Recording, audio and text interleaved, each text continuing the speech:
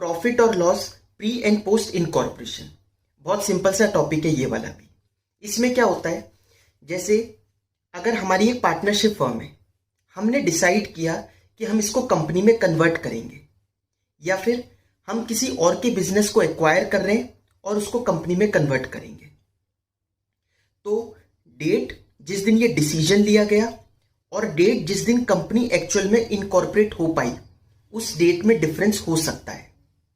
ठीक है, क्योंकि कंपनी को फॉर्म करने के, इनकॉर्पोरेट करने की जो प्रोसीजरल फॉर्मेलिटीज है उसको पूरा करने में टाइम लग सकता है।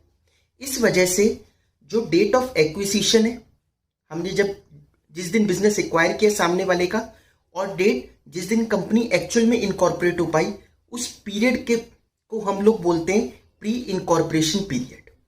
ठीक है, और जब कंपनी फॉर्म हो गई एक बार, उसके बाद जब फर्स्ट टाइम बुक्स को क्लोज करेंगे तो वो हो गया हमारा पोस्ट इनकॉर्पोरेशन।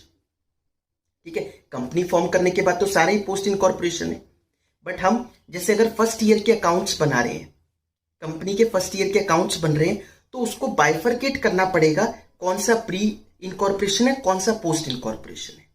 समझ में आ गया? तो डेट जिस दिन बिजनेस एक्वायर हो रहा है और डेट जिस दिन हम लोग एक कंपनी को इनकॉर्पोरेट कर पा रहे हैं, उसके बीच में जितना भी पीरियड है वो सब कहलाता है प्री इनकॉर्पोरेशन पीरियड। आ गई बात समझ में? तो देखिए, pre incorporation period, post incorporation period, यहां पर आपको लिखा हुआ मिलेगा date from which the business is taken over. कहां तक चलेगा? Date of incorporation of company, सिर्फ एक दिन पहले तक।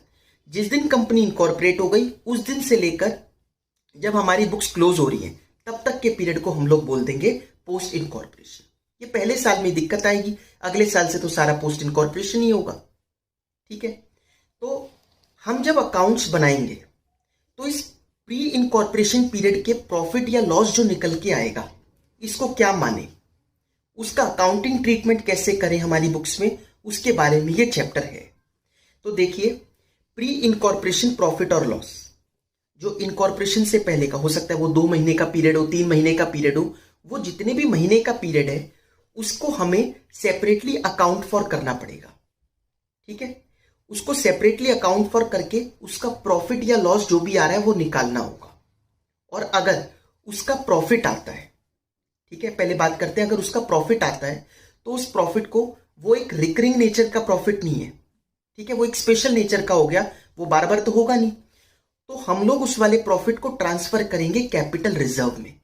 ठीक है, प्री इनकॉर्पोरेशन पीरियड के प्रॉफिट को ट्रांसफर किया जाएगा किसमें? कैपिटल रिजर्व में। जो कहां कहां यूज हो सकता है, देखिए, use to write off goodwill on acquisition, अगर हम एक्वायर करने पर हमारे को गुडविल जनरेट हो रही है तो उससे एडजस्ट हो जाएगा प्रॉफिट। समझ में आ रहा है? आपको पता है ना, जैसे अगर हमारी परचेज कंसिडरेशन और नेट एसेट से ज्यादा है, नेट एसेट्स जो हम एक्वायर कर रहे हैं वो 100 की, परचेज कंसिडरेशन हम दे रहे हैं 110 की, तो वो 10 रुपए क्या है? गुडविल के पैसे।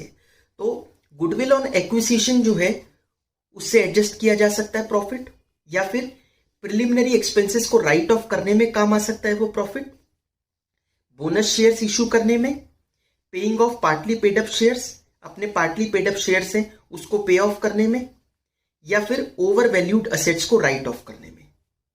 ठीक है, इन जगह पर ये वाला प्रॉफिट हमारा यूज हो सकता है। कौन सा? प्री इनकॉर्पोरेशन पीरियड का जो प्रॉफिट निकल कर आएगा। समझ में आ गया? बहुत ज्यादा बड़ा पीरियड नहीं होगा, जो भी 2-3 महीने का पीरियड होगा उसका ये होगा। लेकिन अगर प्री इनकॉर्पोरेशन में लॉस निकल कर आता है, ठीक है, प्री इनकॉर्पोरेशन पीरियड का अगर लॉस है तो उसका क्या करेंगे? तो या तो प्री इनकॉर्पोरेशन पीरियड के लॉस को गुडविल मान लो, ठीक है, treated as a part of business acquisition cost, that is goodwill. ठीक है, वो गुडविल का ही पार्ट बन जाएगा। यूज्ड फॉर, कहां कहां यूज होगा वो? Setting of post incorporation profit, अगर पोस्ट इनकॉर्पोरेशन में प्रॉफिट हुआ है तो उससे एडजस्ट कर दो इस लॉस को, चलता है। दूसरा, added to goodwill on acquisition, दूसरा क्या कर सकते हैं हम, जो गुडविल, अगर हमारी गुडविल जनरेट हो रही है, जो भी मैंने एग्जांपल पहले लिया था, तो उस गुडविल में ऐड हो जाएगा ये लॉस वाला अमाउंट। या फिर कैपिटल प्रॉफिट्स को राइट ऑफ करने में काम आ सकता है, हमारे कुछ कैपिटल प्रॉफिट्स हैं तो उसको राइट ऑफ करने में काम आ सकता है ये वाला लॉस। आ गई बात समझ में? तो प्री इनकॉर्पोरेशन पीरियड के प्रॉफिट को कैसे ट्रीट करते हैं? कैपिटल रिजर्व में, लॉस को गुडविल ऑन एक्विजिशन का पार्ट मानते हैं। इतना आई होप आपको क्लियर हुआ होगा। लेकिन ये प्री और पोस्ट में अपने खर्चों को, अपनी इनकम को डिवाइड करें कैसे, वो हमें समझना है। तो उसका तरीका क्या बता रखा है, बेसिस ऑफ अपोर्शनमेंट। सबसे पहली आइटम की बात करी, ग्रॉस प्रॉफिट और ग्रॉस लॉस। हमारा जो उस पूरे साल भर का प्रॉफिट या लॉस, ग्रॉस प्रॉफिट या ग्रॉस लॉस जो निकल के आएगा, उसको कैसे बाइफरकेट करें प्री इनकॉर्पोरेशन और पोस्ट इनकॉर्पोरेशन में। तो उसका तरीका क्या है, देखिए ग्रॉस प्रॉफिट किस पर निकलेगा, सेल्स पर। तो सबसे बढ़िया अपोर्शनमेंट का बेसिस क्या हो सकता है, सेल्स, टर्नओवर हमारी, ठीक है। तो सबसे पहले क्या लिखा है, on the basis of sales in respective period. जो भी रिस्पेक्टिव पीरियड में सेल्स हुई है, भाई सेल्स पर ही तो ग्रॉस प्रॉफिट जनरेट होगा। सारी इनडायरेक्ट इनकम तो फिर P&L का पार्ट बनती है, तो इनडायरेक्ट इनकम तो नहीं ही होगी, इसलिए किसको बेस लेंगे हम, सेल्स को। समझ में आ गया। तो on the basis of sales in respective period. By chance अगर आपके पास सेल्स का डेटा नहीं है तो कोई बात नहीं, कॉस्ट ऑफ गुड्स सोल्ड। अगर वो भी नहीं है तो फिर तो लास्ट ऑप्शन बच गया टाइम बेसिस। जैसे अगर प्री इनकॉर्पोरेशन पीरियड 3 महीने का है, बाकी बचा हुआ पीरियड 9 महीने का है, तो 3:9 हो गया रेशियो, ठीक है। 1:3 कट पिट के जो आ गई, तो 1:3 में कर दो। तो sales, otherwise cost of goods sold, otherwise time ratio. समझ में आ गया। ये पहली बात करी ग्रॉस प्रॉफिट की। ग्रॉस प्रॉफिट तक तो पहुंच गए। अब इनडायरेक्ट इनकम और इनडायरेक्ट एक्सपेंसेस का और ट्रीटमेंट देख लेते हैं, कैसे बांटेंगे प्री और पोस्ट में। देखिए, variable expenses linked with turnover. ऐसे खर्चे जो कहीं ना कहीं सेल्स से रिलेटेड होते हैं। जैसे, ध्यान से सुनना, कैरेज आउटवर्ड्स, जब गुड्स बन गए उसके बाद उनको ले जाने का जो ट्रांसपोर्टेशन का खर्चा है, कैरेज आउटवर्ड्स, ये भी सेल से ही कहीं ना कहीं लिंक्ड है। Selling and distribution expenses, commission to selling agent, advertisement expenses, advertisement भी सेल से ही रिलेटेड है। बेड डेट्स हमारे डेटर पे होते हैं, डेटर को हमने सेल ही करी होगी। सेल्स प्रमोशन, ब्रोकरेज एक्सेट्रा, ये सारे खर्चे कहीं ना कहीं सेल से डायरेक्टली लिंक्ड है। इसलिए इनको कैसे डिवाइड करेंगे हम प्री और पोस्ट में, किस रेशियो में, सेल्स की रेशियो में। समझ में आ गया। सबसे बेस्ट बेसिस क्या मिलता है इसका, सेल्स रेशियो, ठीक है। अब आती है बात कुछ फिक्स्ड एक्सपेंसेस की, जैसे सैलरी देना, office and administration expenses, rent, rates and taxes, printing and stationery, telephone के खर्चे, telegram and postage, depreciation and miscellaneous expenses. ये कुछ खर्चे जो साल भर होते रहते हैं, ठीक है, रिकरिंग नेचर के हैं। इनको क्या, किस तरीके से डिवाइड किया जाएगा, टाइम बेसिस पर। अब जैसे हमने यहां पर बात की रेंट की, तो रेंट 12 महीने का रेंट जा रहा है, कैसे डिवाइड करें। इससे बढ़िया तरीका और क्या हो सकता है कि प्री का, जैसे अगर 3 महीने का पीरियड है तो 3 महीने का रेंट प्री में लिखो, 9 महीने का खर्चा पोस्ट में लिखो, यही बेसिस बेस्ट है। डेप्रीसिएशन साल भर का लगता है, तो 3 महीने पहले पीते तो 3 महीने का प्री में लिखो, 9 महीने का बाद में लिखो। आ गई बात समझ में। तो ये कह रहा है इस तरीके के सारे खर्चे किस बेसिस पे डिवाइड करने, टाइम बेसिस पर। Next, expense specifically relating to pre incorporation period. लेकिन अगर कुछ खर्चे बिल्कुल प्री इनकॉर्पोरेशन पीरियड से स्पेसिफिकली रिलेटेड है तो उनको डिवाइड नहीं करना, उनको प्री इनकॉर्पोरेशन पीरियड में ही डालना है। जैसे अगर हमने परचेज कंसिडरेशन पे करने के लिए, जो हम किसी का बिजनेस एक्वायर कर रहे हैं उसका परचेज कंसिडरेशन पे कर रहे हैं, तो उसके लिए लोन लिया था। अब जो लोन लिया था उस पर इंटरेस्ट पे कर रहे हैं, तो वो इंटरेस्ट किसका पार्ट बनेगा, प्री इनकॉर्पोरेशन का ही। क्यों, क्योंकि हमने उस बिजनेस को एक्वायर करने के लिए लिया था जो इनकॉर्पोरेशन से पहले ये सारी डीलिंग हुई होगी हमारी। हाँ, लेकिन अगर हम उसको डिलेड पेमेंट दे रहे हैं, उसकी परचेज कंसिडरेशन बाद में भी पे नहीं कर पा रहे, तो फिर जो पोस्ट इनकॉर्पोरेशन के बाद, समझ रहे हो बात को, जैसे 1 जनवरी को बिजनेस एक्वायर किया, 1 अप्रैल को कंपनी इनकॉर्पोरेट हुई, बट हम उसकी पेमेंट कर रहे हैं 1 मई को इंटरेस्ट के साथ।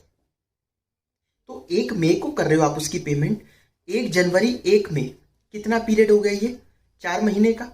तो उस 4 महीने में 3 महीने तो प्री में जाएगा इंटरेस्ट और 1 महीने का पोस्ट में जाएगा, ठीक है। अदरवाइज तो जनरली हम लोग कंपनी इनकॉर्पोरेट होते ही दे ही देंगे पैसा, तो फिर वो सारा, इसलिए कह रहे हैं खर्चा जनरली तो किससे रिलेटेड होगा, सारा प्री इनकॉर्पोरेशन से। Expense exclusively related to post incorporation. अब कंपनी से रिलेटेड खर्चे, तो कंपनी तो प्री में बनी नहीं पाई थी, कंपनी बनी ही हमारी 1 अप्रैल को है, ठीक है। 1 जनवरी को अगर हमने बिजनेस एक्वायर किया और एक कंपनी को कंपनी इनकॉर्पोरेट हो पाई, तो अब कंपनी के खर्चे तो एटलीस्ट पोस्ट में ही जाने चाहिए। प्री में तो कंपनी एग्जिस्ट ही नहीं करती थी, इसी की तो सारी लड़ाई है, इसी का तो पूरा चैप्टर है। तो एग्जाम्पल क्या, formation expenses, interest on debentures, debentures तो कंपनी ही इशू कर सकती है, डायरेक्टर की फीस, डायरेक्टर कंपनी में ही होते हैं, डायरेक्टर की रेम्यूनरेशन, ये सब कंपनी का ही पार्ट हुआ ना। Preliminary expenses, share issue expenses, अब शेयर्स इशू किसने किए होंगे, कंपनी ने, पार्टनरशिप फर्म ने तो नहीं किए होंगे। Under writing commission, discount on issue of securities etcetera, ये सारे खर्चे कहीं ना कहीं कंपनी से ही रिलेटेड हो सकते हैं, कंपनी ही ये सब काम कर सकती है। इस वजह से ये सारा किसमें करेंगे हम लोग चार्ज, पोस्ट इनकॉर्पोरेशन में। समझ में आ गई बात। Tax audit fees, tax audit fees तो आपके टर्नओवर की वजह से टैक्स ऑडिट होता है ना, तो इसका मतलब सेल्स रेशियो लेंगे, उसके हिसाब से जो भी टैक्स ऑडिट फीस होगी उसको डिवाइड कर देंगे। Audit fees for companies audit, company audit हो रहा है कंपनीज एक्ट में, तो उसकी ऑडिट फीस प्री में क्यों चार्ज करेंगे, वो तो कंपनी बनी इस वजह से ऑडिट हो रहा है, तो ये कहाँ जाएगा, पोस्ट इनकॉर्पोरेशन। आ गई बात समझ में आप लोगों को। आइए एक इलस्ट्रेशन 5th देखिए आप, पेज नंबर 5.16 पर दे रखी है अपने स्टडी मटेरियल में। The partners of Maitri agencies decided to convert the partnership into a private limited company called MAP limited. ठीक है, पार्टनर्स है मैत्री एजेंसीज के, उन्होंने डिसाइड किया कि हम इसको कंपनी में कन्वर्ट करेंगे with effect from 1 January 2022। The consideration was agreed at 1,17 lakh based on the firm's balance sheet as at 31 December 2021। Company की बैलेंस शीट के हिसाब से वो नेट एसेट्स वगैरह देखकर ये डिसाइड किया 1,17 की कंसिडरेशन बनती है। ठीक है, however due to some procedural difficulties the company could be incorporated only on 1 April 2022। But company बनने में 3 महीने और लग गए, 1 अप्रैल 2022 को ही कंपनी बन पाई। Meanwhile the business was continued on behalf of the company, तो बिजनेस तो कंटिन्यू रहा 1 जनवरी, भाई 3 महीने बिजनेस हुई ना, बंद करके बैठ जाएंगे, तो बिजनेस चलता रहा उन 3 महीनों में भी। And the consideration was settled on that day with interest at the rate of 12% per annum. और उस दिन हमने कंसिडरेशन सेटल कर दी, मतलब 1,17 रुपए दे दिए और इंटरेस्ट भी पे करा हमने 12% पर एनम का। The same books of accounts were continued by the company which closed it's account for the first time on 31 March 2023 and gives the following information. और ये आपको इंफॉर्मेशन बता रखी है, ये सब सेल्स और फिर खर्चे वगैरह हैं। पहले और नीचे क्या क्या एडजस्टमेंट है वो पढ़ लेते हैं। The companies only borrowing was a loan of ₹50 lakh at 12% per annum to pay the purchase consideration due to the firm and for working capital requirements. Company की सिर्फ एक बोरोइंग थी 50 लाख रुपए की, 12% पर एनम पर, परचेज कंसिडरेशन को पे करने के लिए भी और जो वर्किंग कैपिटल रिक्वायरमेंट्स थी उसके लिए। ये बात कर रहे हैं कंपनीज ओनली बोरोइंग। कंपनी आई कब है, 1 अप्रैल को, उससे पहले तो ये कंपनी नहीं थी, तो कंपनी की बोरोइंग तो बस इतनी है 50 लाख की, जिस पर 12% इंटरेस्ट लगेगा। ठीक है, the company was able to double the average monthly sales of the firm from 1 April 2022। ये कहता है एवरेज मंथली सेल, हर महीने जो सेल होती है कंपनी बनते ही वो सेल डबल हो गई ऑलमोस्ट। जैसे अगर जनवरी से मार्च तक 50,000 रुपए महीने की सेल होती थी, तो 1 अप्रैल से लगभग 1 लाख रुपए महीने की सेल होने लगी। ठीक है, but the salary tripled from that date. लोगों की सैलरियां बढ़ा दी हमने कंपनी बनते ही, और सैलरी ट्रिपल हो गई। अगर हम 5,000 रुपए महीना दे रहे थे तो 15,000 रुपए महीना देना शुरू कर दिया कंपनी बनते ही। It had to occupy additional space, it मतलब कंपनी है ना, कंपनी वाले कंटिन्यू हो रहा है, तो company had to acquire additional space from 1 July 2022 for which rent was 30,000 per month. Company को एक्वायर करना पड़ा, कंपनी 1 अप्रैल को बनी है, तो 1 जुलाई से उनको एक्वायर करना पड़ा एडिशनल स्पेस, जिसके लिए 30,000 रुपये महीने का रेंट जाता है। ठीक है। Prepare statement of apportioning cost and revenue between pre incorporation and post incorporation periods and calculation of profit losses for such periods. अब हमें उसको सारे इनकम और खर्चों को डिवाइड करना है प्री एंड पोस्ट में। तो शुरू करते हैं। पहली डिटेल, सबसे पहले हमारे को सेल्स दे रखी है 2,34,00,000 रुपीज की। किस रेशियो में डिवाइड करेंगे हम लोग? ऑब्वियसली सेल्स रेशियो में ही। सेल्स को तो सेल्स रेशियो में ही करेंगे। सेल्स रेशियो निकालेंगे कैसे? इन्होंने क्या बताया कि हमारी जो हर महीने की सेल है वो कंपनी बनते ही डबल हो गई।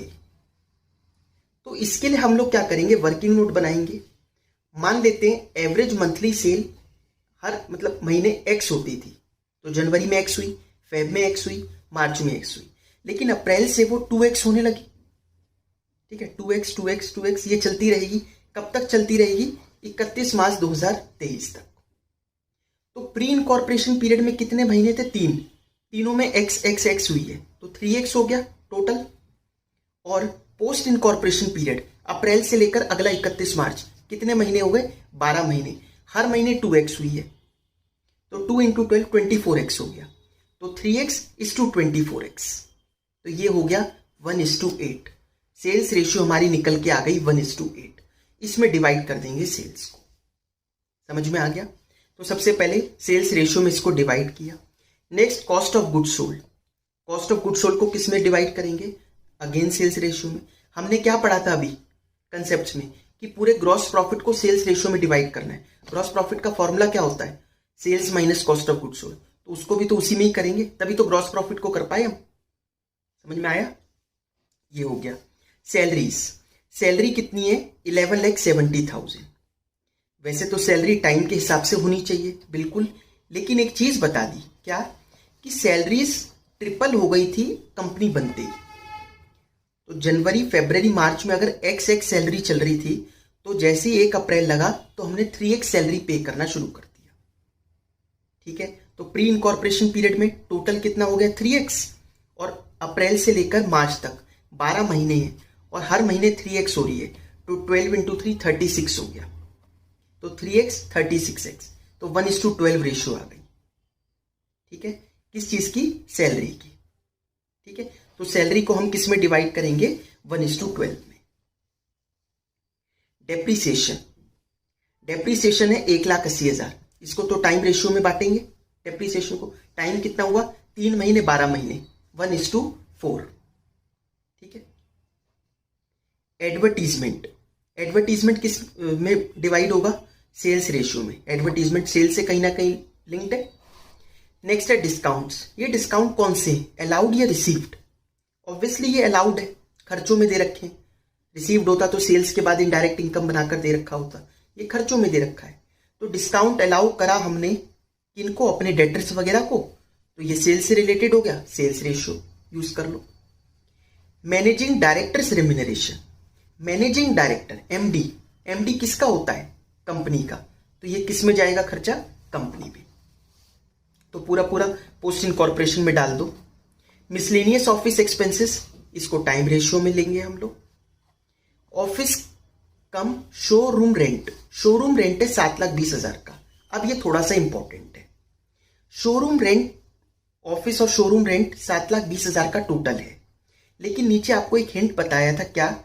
1 जुलाई से हमने एक एडिशनल स्पेस एक्वायर किया जिसका रेंट जाता है 30,000 रुपये महीने का। देखिए, एक तो इलस्ट्रेशन में जैसे सॉल्व है वैसे तो कर ही सकते हो आप लोग, वो तो आपके सामने है ही, लेकिन दूसरा तरीका क्या अपना सकते हो, वो ज्यादा इजी लगता है मुझे। 1 जुलाई से 30,000 रुपये महीना जाना शुरू हुआ है, तो जुलाई से लेकर मार्च तक कितने महीने हो गए? ये हो गए जुलाई, अगस्त, सितंबर, अक्टूबर, नवंबर, दिसंबर, 9 महीने हो गए। ये 9 महीने इंटू 30,000, 2,70,000 रुपये तो साफ साफ दिखाई दे रहे हैं पोस्ट इनकॉर्पोरेशन के, है ना? ये तो 1 जुलाई को, अप्रैल के बाद के, तो 2,70,000 रुपये तो कोई, इसमें तो कोई डिस्कशन की बात ही नहीं है। 270 तो पोस्ट में डलना ही है। अब 720 में से 270 तो डल गया पोस्ट में, जो बचा खर्चा वो रेंट को आप टाइम बेसिस में बांट दो, मतलब 3:12 में। समझ में आ गई बात? 720 में से 270 को तो ऐसे बांट दिया क्योंकि वो तो था ही पोस्ट का। बचा खर्चा वो पूरे इवनली हो रहा है पूरे साल भर में, तो उसको आप लोग बांट दो 3:12 में। ठीक है। नेक्स्ट है इंटरेस्ट। इंटरेस्ट वैसे तो 9,51,000 रुपए गया है, बट इन्होंने नीचे बताया कि भाई कंपनी की बोरोइंग की अगर आप बात करो तो 50 लाख इंटू 12%, बस वही है। ठीक है, 50 लाख इंटू 12%, तो ये हो गया कितना? 6 लाख रुपए। तो 6 लाख रुपए का इंटरेस्ट जो है वो कंपनी से रिलेटेड है, बाकी सारा किसका हो गया? प्री इनकॉर्पोरेशन पीरियड का, क्योंकि वो उन्होंने स्टार्टिंग में बताया था ना भाई हमें परचेज कंसिडरेशन पे करने के लिए लोन भी लेना पड़ा जिसका इंटरेस्ट 12% पर एनम था। ठीक है, वो कब लिया कैसे लिया वो सब नहीं बताया, तो बचा हुआ इंटरेस्ट क्या है? वो सारा प्री इनकॉर्पोरेशन हो गया। आई बात समझ में? ये हमने सारे खर्चों को डिवाइड कर दिया। नेक्स्ट इलस्ट्रेशन देखिए आप लोग 7th, ये है पेज नंबर 5.23 पे अपने study material.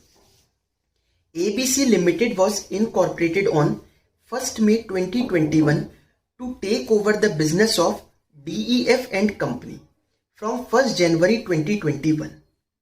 The following information as given by ABC Limited for the year ending 31st December 2021 is provided to you. Company कब इनकॉर्पोरेट हुई है? 1 मई को, और हमने बिजनेस कब से एक्वायर किया इसका? 1 जनवरी से। तो जैन फेब मार्च अप्रैल 4 महीने तो हो गए प्री इनकॉर्पोरेशन। बचे हुए, अब ये बुक्स कब क्लोज कर रहे हैं? 31 दिसंबर को, तो बचे हुए 8 महीने सीधा सीधा हो गए पोस्ट इनकॉर्पोरेशन के। तो 4 और 8 1:2 हो गई टाइम रेशियो अगर कहीं लगेगी तो। समझ में आ गया? सबसे पहले ये सारी इंफॉर्मेशन आपको दे रखी है, एक बार एडजस्टमेंट्स पढ़ लेते क्या क्या है। पहला कहता है GP ratio was constant throughout the year. Gross profit की रेशियो कांस्टेंट थी, मतलब it was linked with sales. Sales for Jan and October was 1.5 times the average monthly sales. जनवरी और अक्टूबर की जो सेल्स थी, जो जनरली हर महीने सेल चल रही है उसके 1.5 गुना थी। While sales of December were twice the average monthly sales, और दिसंबर की दुगना थी। ठीक है। Bad debts are shown after adjusting a recovery of 7,000 of bed debts for a sale made in July 2020। एक पुरानी सेल की थी हमने और उस पर बेड डेट हो गया था, लेकिन आज उसकी रिकवरी हो गई है 7,000 रुपए की। वो इन्होंने बेड डेट्स में से एडजस्ट कर दिया है। जैसे बेड डेट्स आपको दे रखे हैं टोटल 91,000 के, ये 91 के नहीं, ये ज्यादा के होंगे। इसमें एक रिकवरी आई थी 7,000 की, वो भी माइनस कर ली। गलत है, रिकवरी अलग से शो होनी चाहिए। तो 91 में ऐड कर लेंगे वापस 7,000, तो 98 हो जाएगा, और बेड डेट्स रिकवर्ड को अलग दिखाएंगे। Manager salary was increase by 2,000 रुपए per month from 1st May। Manager की सैलरी को 2,000 रुपए महीना बढ़ा दिया गया था 1 मई से, मतलब कंपनी बनते ही। All investments are sold in April 2021। सारी इन्वेस्टमेंट्स को हमने अप्रैल 2021 में ही बेच दिया, और कंपनी बनी है 1 मई को। ठीक है, अभी सिर्फ पढ़ रहे हैं हम लोग। The entire audit fees relates to the company. पूरी जो ऑडिट फीस है वो कंपनी से रिलेटेड है। ठीक है, तो शुरू करते हैं हम लोग। कैसे करेंगे? ग्रॉस प्रॉफिट पहला पॉइंट दे रखा है, किस रेशियो में बांटोगे? सेल्स रेशियो में। सेल्स रेशियो निकालोगे कैसे? देखिए, अगर हर महीने की सेल को हम एक्स मान ले, तो जनवरी की सेल तो हो गई 1.5x, अक्टूबर की हो गई 1.5x, दिसंबर की हो गई 2x। अब ये आपके पास सब हर महीने की डिटेल आ गई, ऐड कर लो। जैसे प्री इनकॉर्पोरेशन पीरियड की बात करें, जैन में 1.5x, फेब में x, मार्च में x, अप्रैल में x, इन चारों को ऐड कर लो। ऐसे फिर अप्रैल, ये मई से लेकर दिसंबर तक में ऐड कर लो। हमेशा तो x है, बस एक तो अक्टूबर में 1.5x है, दिसंबर में 2x है। उन दोनों को इस 2 करके रेशियो निकाल लो। तो वो रेशियो अगर आप देखोगे तो निकल के आ रही है 9:19। हमारी सेल्स रेशियो बन रही है 9:19। तो ग्रॉस प्रॉफिट को सेल्स रेशियो में बांटना है। इंटरेस्ट ऑन इन्वेस्टमेंट्स अर्न्ड, इन्होंने इन्वेस्टमेंट को तो अप्रैल में बेच ही दिया, तो ये सारा कब का होगा? प्री इनकॉर्पोरेशन पीरियड की इनकम है। एक्सपेंसेस नेक्स्ट है रेंट एंड टैक्सेस। रेंट का खर्चा, रेंट के लिए कुछ बताया तो नहीं कि कुछ बढ़ गया था या कुछ कम हो गया था, नहीं। अब ये रेंट किस पे बंटना चाहिए? बेस्ट बेसिस क्या है? Time basis. तो प्री इनकॉर्पोरेशन पीरियड 4 महीने का था, बचे हुए पीरियड 8 महीने का था। 4:8 मतलब 1:2 है ना। Salaries including manager salary of 85,000 और टोटल है 3,31,000 रुपए। टोटल सैलरी 3,31,000 की है, उसमें से मैनेजर की सैलरी 85,000 है। और मैनेजर की सैलरी के लिए नीचे पॉइंट क्या बताया आपको, कहा manager salary was increased by 2,000 per month from 1 मई 2021। 2,000 रुपए महीना बढ़ा दी गई थी 1 मई से। देखिए एक तरीका तो ये है, 2,000 रुपए महीना बढ़ा दी थी 1 मई से, मतलब मई से लेकर दिसंबर 8 महीने हो गए।